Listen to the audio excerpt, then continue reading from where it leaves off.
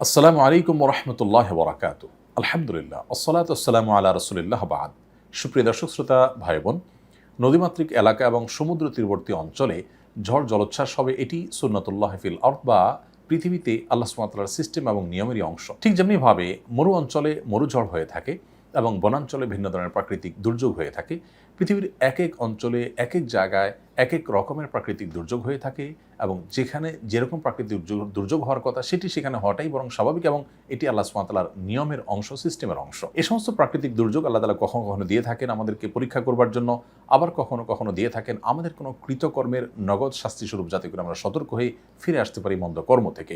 আবার কখনো কখনো আল্লাহ তাআলা বিপদ আপদ দিয়ে থাকেন মানুষের মর্যাদা বৃদ্ধি করবার জন্য সবরের মাধ্যমে। অতএব ঝড় জলোচ্ছ্বাস আমাদের এই অঞ্চলে প্রায় হয়ে থাকে। এগুলো নানা উদ্দেশ্যে হতে পারে, নানা কারণে হতে পারে। আমরা এটি কি কারণে হয়েছে সেটি নিশ্চিত করে কখনোই বলতে পারবো না, কারণ সেটা একমাত্র আল্লাহ তাআলা ভালো জানেন সেটি আমাদের আযাব হিসেবে এসেছে নাকি পরীক্ষা হিসেবে এসেছে নাকি অন্য কোনো উদ্দেশ্যে এসেছে। তবে নবী করিম সাল্লাল্লাহু আলাইহি ওয়াসাল্লামের সুন্নাহ এর আলোকে ঝড় জলোচ্ছ্বাস যখন হবে, তুফান যখন হবে, প্লাবন যখন হবে, তখন আমরা বেশ কিছু মাসনুন আমল করতে পারি। তোমাদের থেকে সর্বপ্রথম যে আমলের কথা আমরা বলবো তা হলো, একজন মুসলিম তিনি এ ধরনের পরিস্থিতির পূর্বাভাস পেলে তিনি শুরু থেকেই সর্বোচ্চ সতর্ক থাকার চেষ্টা করবেন এবং যখন ঝড় জলোচ্ছ্বাস শুরু হয়ে যাবে এবং বৃষ্টি ভয়াবহ আকার ধারণ করবে, তখন নবী সাল্লাল্লাহু আলাইহি ওয়াসাল্লামের সুন্নাহগুলোকে তিনি অক্ষরে অক্ষরে মেনে চলবেন এবং নিজে সর্বোচ্চ সতর্ক থাকবেন। এ সম্পর্কে যারা বিশেষজ্ঞ আছেন তারা যে সমস্ত সতর্কবার্তা দিয়ে থাকেন, যে সমস্ত সতর্কীকরণ আমাদেরকে করে থাকেন এবং যে সমস্ত পরামর্শ দিয়ে থাকেন, সেগুলো একজন ঈমানদার সর্বোচ্চ গুরুত্ব দিয়ে আমল করবে। এটা হলো প্রথম কাজ।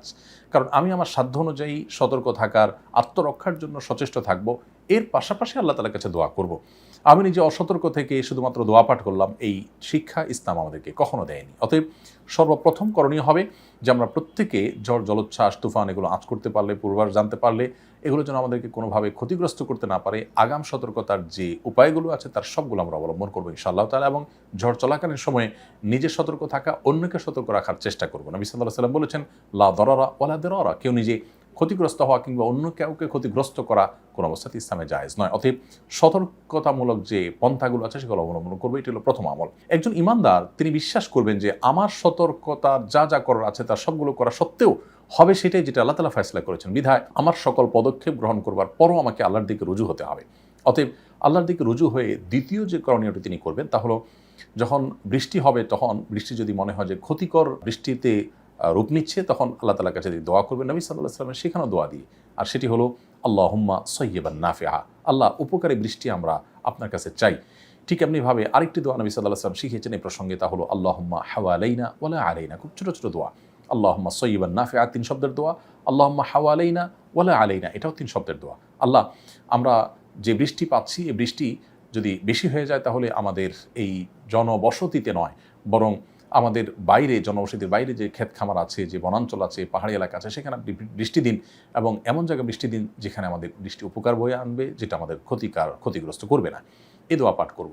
তৃতীয়ত করণীয় হলো, এই বৃষ্টি বাদল এগুলো যদি ঝড় জলোচ্ছ্বাসে রূপান্তরিত হয় এবং এটি যদি রীতিমতো তুফান এবং প্লাবনে পরিণত হয়, তাহলে সেক্ষেত্রে এই ধরনের ঝড় এবং তুফান থেকে আত্মরক্ষার জন্য নবী সাল্লাল্লাহু আলাইহি ওয়াসাল্লামের আরেকটি শেখানো দোয়া আমরা করব তৃতীয় আমল হিসেবে। সেটি হলো আল্লাহুম্মা ইন্নী আসআলুকা খায়রাহা ওয়া খায়রা মা ফিহা ওয়া খায়রা মা উরসিলাত বি ওয়া আউযু বিকা মিন শাররিহা ওয়া শাররি মা ফিহা ওয়া শাররি মা উরসিলাত বি।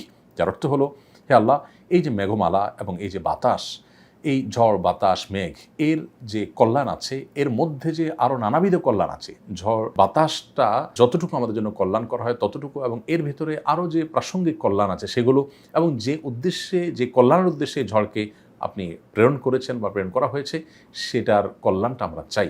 এবং এই ঝড় যে ক্ষতি আমাদের করতে পারে এবং এর মধ্যে আরও নানাবিধ যে ক্ষতিকর দিক থাকতে পারে, যেমন শিলাবৃষ্টি, আরও অনেক ক্ষতি থাকতে পারে সেগুলো থেকে, এবং যে অকল্যাণ নিয়ে আপনি এটাকে প্রেরণ করেছেন সেটার যেন আমাদেরকে স্পর্শ করতে না পারে, তার ক্ষতি থেকে আমরা আপনার কাছে পানা চাই। আবার দোয়াটি বলছি, আল্লাহুম্মা ইন্নী আসআলুকা খায়রাহা ওয়া খায়রা মা ফিহা ওয়া খায়রা মা উরসিলাত বিহি ওয়া আউযু বিকা মিন শাররিহা ওয়া শাররি মা ফিহা ওয়া শাররি মা উরসিলাত বিহি। এই দোয়াটা আমরা ঝড়ের সময় পাঠ করলে আল্লাহ রাব্বুল আলামিন আমাদেরকে ইনশাআল্লাহ হেফাজত করবেন। চতুর্থত যে আমলটি করব তা হলো, যখন ঝড় জলোচ্ছ্বাস দেখা দিবে তখন আমরা সবর করব, ধৈর্য ধারণ করব। বিশেষ করে যখন বাতাস বইতে থাকবে খুব জোরে, যার দ্বারা আমরা হয়তো কোনো কারণে ক্ষতিগ্রস্ত হতে পারি, তখন আমরা সেই বাতাসকে, ঝড়কে গালিগালাজ না করে সবর করব। কারণ নবী সাল্লাল্লাহু আলাইহি ওয়াসাল্লাম সহিহ মুসলিমের হাদিসে বলেছেন যে তোমরা বাতাসকে গালি দিও না, বাতাসকে গালি দিও না এবং মন্দ কথা বলো না। অনেক সময় আমরা ধৈর্য হারিয়ে ফেলে আমরা আল্লাহর সমস্ত সৃষ্টিকে গালমন্দ করে বসি এবং বাজে মন্তব্য করে বসি, সেটি না করি। নবী সাল্লাল্লাহু আলাইহি ওয়াসাল্লাম বলেছেন আমরা যেন আল্লাহর কাছে পানা চাই, আশ্রয় চাই এবং এর কল্যাণটা কামনা করি, অর্থাৎ দোয়া করি। পঞ্চম এবং সর্বশেষ করণীয় যেটি বলতে চাই তা হলো ঝড় জলোচ্ছ্বাস যখন দেখা দিবে বা প্লাবন দেখা দিবে বা বৃষ্টি হবে, সেটি যখন ভয়ঙ্কর রূপ ধারণ করবে, তখন আমরা আল্লাহর দিকে ভিতর সন্ত্রস্ত হয়ে আল্লাহর কাছে পানা চাইব। অনেক সময় নবী সাল্লাল্লাহু আলাইহি ওয়াসাল্লাম এই জাতীয় পরিস্থিতিতে মেঘমালা দেখলে, ভয়াবহ বৃষ্টি বাদল হতে পারে সেরকম আশঙ্কা করলে তিনি মসজিদে এসে আশ্রয় নিতেন এবং আল্লাহর দিকে রুজু হতে মনোনিবেশ করতেন। ঠিক আদ সামুদ জাতি তারা এরকম মেঘমালা দেখে মনে করেছিল স্বাভাবিক মেঘমালা, কিন্তু সেটি আল্লাহর আযাব বয়ে আনছে এবং তাদেরকে শেষ করে দিয়েছে। ইতিহাসে তারা এখনও আমাদের শিক্ষণীয় বিষয় হয়ে রয়েছে। অতএব এ ধরনের পরিস্থিতিতে একজন ঈমানদার কোনো অবস্থাতে ফুর্তিতে লিপ্ত হবে না, বরং তিনি ভীত সন্ত্রস্ত থাকবেন।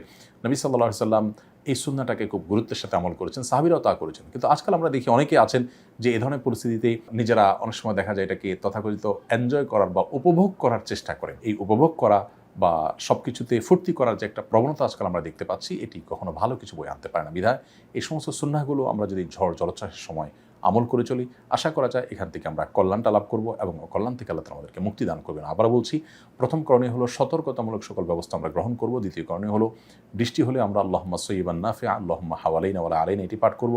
তৃতীয় করণীয় হলো ঝড় দেখা দিলে, তুফান দেখা দিলে তখন আমরা দোয়া পড়ব। নবী সাল্লাল্লাহু আলাইহি ওয়াসাল্লাম সেখানে দোয়া আল্লাহুম্মা ইন্নী আসআলুকা খায়রাহা ওয়া খায়রা মা ফিহা ওয়া খায়রা মা উরসিলাত বি ওয়া আউযু বিকা মিন শাররিহা ওয়া শাররি মা ফিহা ওয়া শাররি মা উরসিলাত বি। চতুর্থ করণীয় হলো এই ঝড় বাতাস বা এ জাতীয় প্রাকৃতিক দুর্যোগকে গালমন্দ করা বা বাজে মন্তব্য করা, এটা ইমানদারের সাথে যায় না। আল্লাহর সৃষ্টিকে গালি দেওয়ার কোনো সুযোগ অবকাশ ইমানদারের জন্য নেই। ৫ নম্বর সর্বশেষ করণীয় হলো অনেক সময় বৃষ্টি বাদল যখন অনেক বেশি পরিমাণে হয়, মেঘমালা বেশ অন্ধকার হয়ে আসে, আমরা অনেকে সেটাকে এনজয় করি। এমনকি চন্দ্রগ্রহণ, সূর্যগ্রহণকে অনেকে দেখা যায় এনজয় করছেন, উপভোগ করছেন এবং এই টাইমেও তারা ফুর্তি করার চেষ্টা করছেন। তো সব কিছুকে ফুর্তির জিনিস বানিয়ে ফেলা, এটা ভোগবাদী পৃথিবীতে একটি সমস্যায় রীতিমতো পরিণত হয়েছে। ঈমানদার এই পরিস্থিতিতে ভীত সন্ত্রস্ত হয়ে আল্লাহর দিকে রুজু হবেন, তওবা করবেন এবং নিজেকে সংশোধন করার চেষ্টা করবেন। আল্লাহ রাব্বুল আলামিন সব ধরনের ঝড় তুফান থেকে, সব ধরনের জলোচ্ছ্বাস থেকে, ক্ষয়ক্ষতি থেকে আমাদের সকলকে হেফাজত রাখুন। জাযাকুমুল্লাহ খায়রা। আসসালামু আলাইকুম ওয়া রাহমাতুল্লাহি ওয়া বারাকাতুহু। আস-সুন্নাহ ফাউন্ডেশন, উম্মার স্বার্থে সুন্নাহর সাথে।